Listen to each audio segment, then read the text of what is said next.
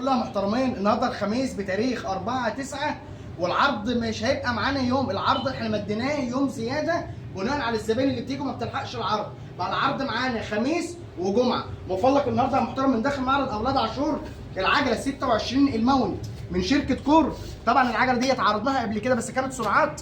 ديت العجله الماونت العاديه، الهاند بار المونيا، مقبض الفرامل الالمونيا، بينزل لنا بالثبت الكبير الامامي، مساعدين، رفار صاج، طارات بصمه. اقول لك اول اللي ايه في العجله ديت.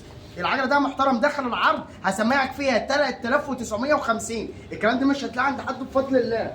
طيب هنجيب لك منها بقى شركه بريكس السرعات، نفس الامكانيات، الثبت والمساعدين الاماميه ورفرف الصاج والطارات البصمه. العجله ده محترم سرعات معانا 7 نقلات خلفي و3 امامي، كفف المونيا، كرسي وراني، كرسي عاد متبطن وطبي. هسمعك في العجله ده محترم 4000 ونص. العرض معانا خميس وجمعه. هنسيب عنواننا وبياناتنا وتواصلوا معانا واحنا دايما في الخدمه. سلام.